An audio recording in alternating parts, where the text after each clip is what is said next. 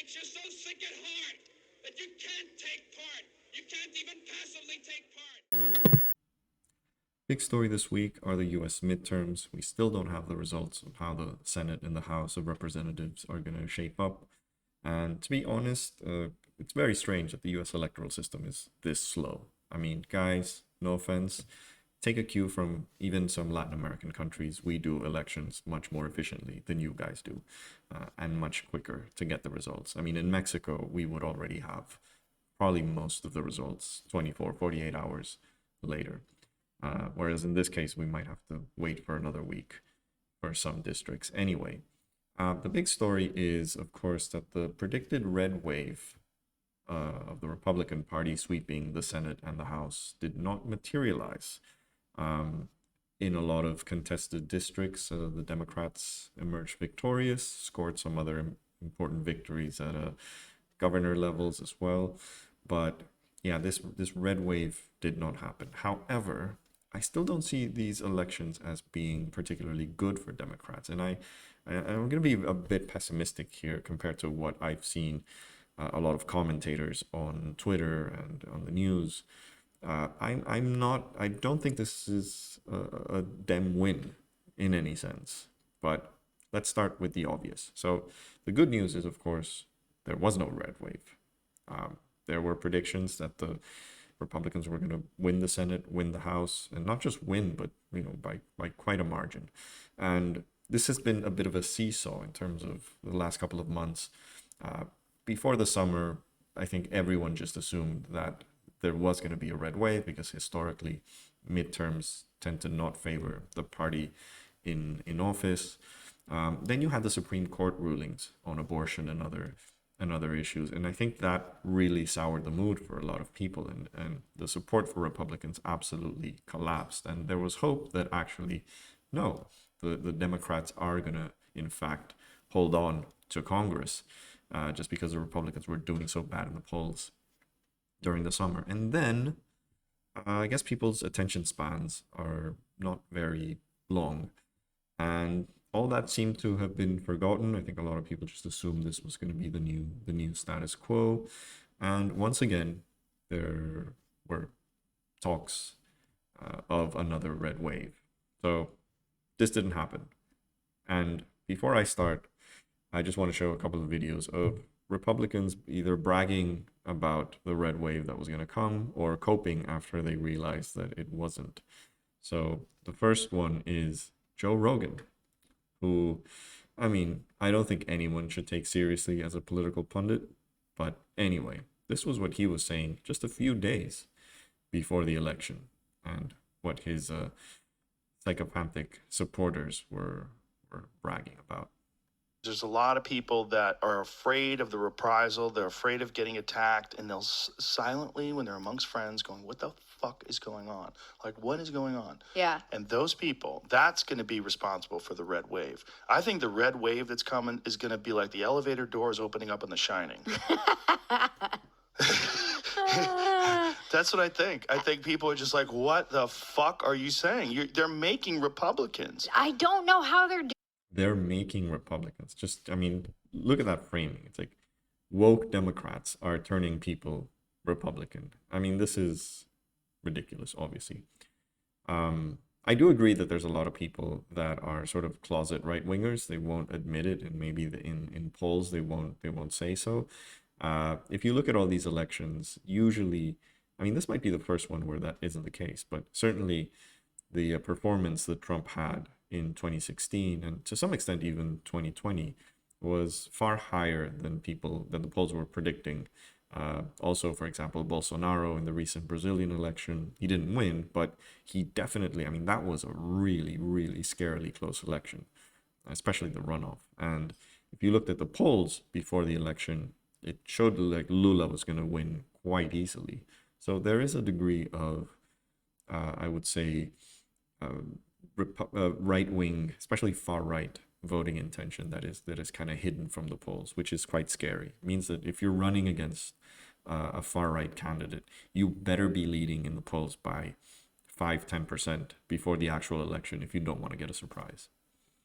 Doing it. I had a family member who's a boomer and a diehard liberal, and they told me when I was home this summer that they would vote for DeSantis, and I'm like, how did you lose this person? Yeah. How did you lose this person? This is a like, go to the ballot and vote blue no matter what, and you've lost even the boomers. You've lost a lot of them that aren't talking about it. Yeah. There's a lot of them.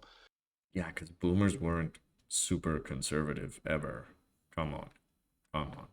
I mean, I do agree that the Democrats need to do a much better job at keeping their constituents, and they have been bleeding support among certain demographics. But then, Republicans have pretty much secured the white vote, if you think about it, like the white male vote. So, anyway, here's a good compilation of right-wing trope. I can't believe John Fetterman won. This is, in fact, bad for the Democrats. They're going to misread this as like, oh, we won. Joe Biden was not punished. This morning, had there been a big red wave, everybody would be going, blame Joe Biden. Can't say that now. You can't say that right now. It's still a win for pro-lifers. This new generation is totally brainwashed. When we just owned the libs, we didn't win those races. So when you said the younger generations, because the overwhelming support for Democrats came from young voters, which was actually really cool to see.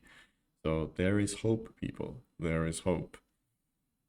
It's not a surprise. We knew it would be extremely tight. Forget the red wave, the red tide, whatever it was. It doesn't matter at this point. They're always going to spin things against us. Single women and voters under 40 have been captured by Democrats.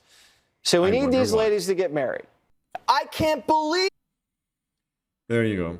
Yeah, I mean, that's the kind of appealing message that young people, especially young women, want to hear.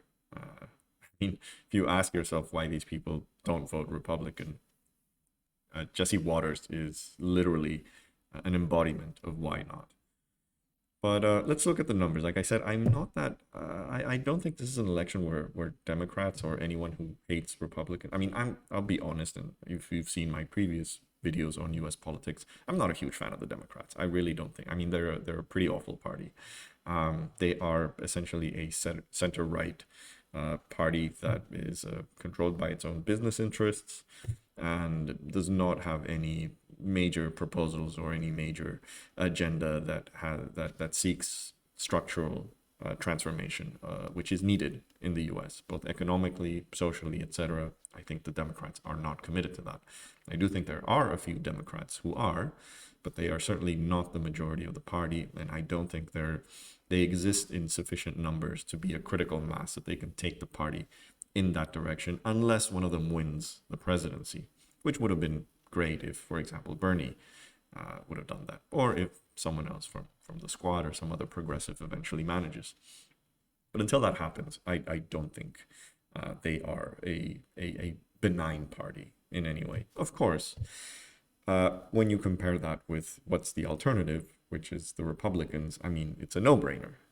If I was from the US, I would totally vote Democrat, even if I dislike the candidates and dislike the party.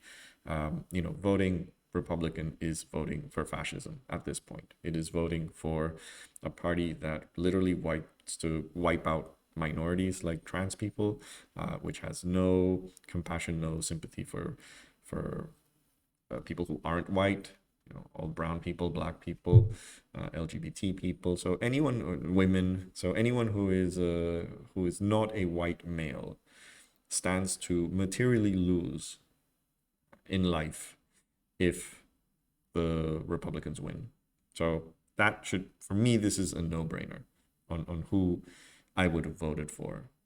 But again, I can't blame people who decide not to vote because they feel that the Democrats don't really offer a good enough platform. And remember, parties need to earn their vote. You cannot blame people who didn't go out to vote. This is what, Hillary did in 2016, blaming people who didn't go out and vote for her. Well, you didn't present an attractive platform for a lot of these people. So they're not to blame. You are. So enough of that. Why am I not happy about the results? Because the fact is, even though this red wave did not materialize, first of all, the Senate, which appeared to be leaning Democrat yesterday, is getting a bit tighter. And it is a bit worrying. Why? Well, Republicans have already got 40. They only need one more win to get 50.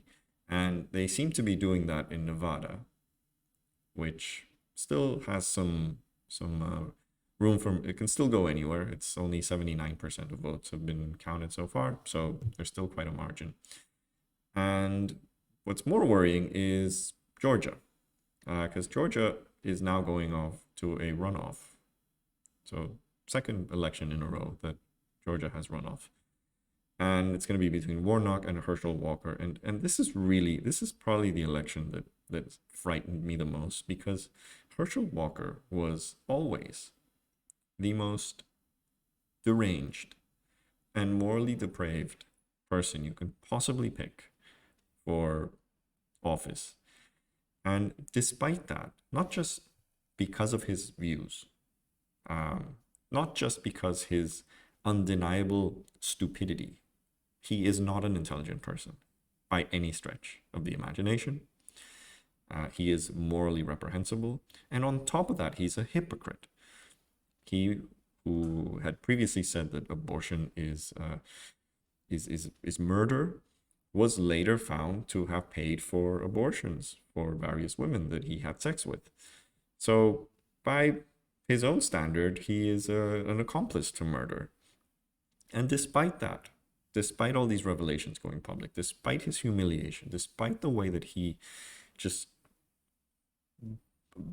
flopped every interview that he gave and just looked like a complete moron, despite all of that, he still managed to get 48.5% of the vote, which was less than 1% difference from what Warnock got. That is insane. That is absolutely insane. There were a number of other races where Democrats won by just a tiny margin against a complete batshit crazy Republican. So that tells you all you need to know.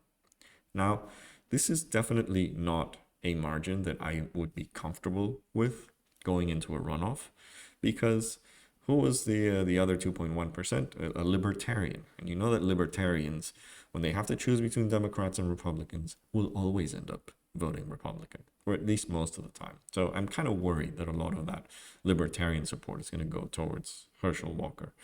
But just in general, I don't know. This is too close. This is worrying. Georgia could end up flipping. So the Republicans have a chance, not the best one, but they have a chance of winning the Senate. And at best, the Democrats have only a shot of keeping their current 50-50 plus one, including the VP, majority, which retains all the power that people like Manchin and Sinema had. So nothing's going to change in the Senate. And they already did so much to damage Biden's agenda that they will still be able to do that. And as for the House, I mean, I'm sorry. This is, if the Republicans win the House, that means Biden will be less able to pass his agenda than in the first 2 years. So how is this a win? I'm really struggling to understand how they were unable to expand their position in the Senate, and they've lost the House. Why are a lot of people on Twitter spinning this as a win? It isn't. It isn't a win. Joe Biden is going to be weaker in the next 2 years. There are significant threats to key policies, such as, well, obviously any sort of federal legislation on things like abortion, etc. That's obviously gone. But there's also things like the military aid to Ukraine, which a lot of Republicans are vehemently opposed to, which is concerning. I mean, I don't want to see the House shooting down any bill to continue supporting Ukraine. I mean, this would be absolutely catastrophic. So this is not a good outcome by any stretch of the imagination. And again, I don't understand why so many people on Twitter are spinning this like this is a win. It's not a win. It's not a win. And sure, like I said, could have been worse. Could have certainly been worse. but it's still not good enough. And yeah, I am a bit worried that just because the nightmare scenario didn't play out, we're still in, this is still not a pleasant dream. So I don't know. We still have a lot of races in the House that haven't been called, but if you look at the New York Times tracker, I mean, it seems to be like there aren't many surprises left in store. So, if the Democrats still need 22 wins, that's just doesn't look likely, whereas the Republicans just need 7. So there's just no way that I don't see this happening. I know there's been some estimates from some polling firms that show that it could be very, very close, but I'm just not seeing it. I am just not seeing it. I mean, the Republicans are just too close to that magical 218 number. And the Democrats still have way, way too much ground to cover, which I don't think they will, unless there's not one, but numerous miracles in numerous districts. So, yeah, I'm not happy with the results. I don't think we should be celebrating. Biden will be weaker. I don't see how this, again, even if you're not a fan of Joe Biden, but still think Republicans are awful, this is not a good thing. You would rather be in a situation in which Democrats are able to pass legislation without Republican obstruction. And, the Senate alone managed to shoot down so many things in Biden's agenda by virtue of not the Republicans, but these 2 Democrats, Manchin and Sinema. Well, they will still be kingmakers. So what's the good news, guys? I want to hear what the good news is. Please leave me a comment if you think that I am being far too pessimistic, but I just don't see it. So yeah, I don't think this was a good night. I know that it's fun to see Republicans cope because they were expecting a massive, massive victory. This is still not a good result for Democrats. Prove me otherwise. And on that note, if you like this video, please like, please share, please subscribe to the channel, and I will see you next time.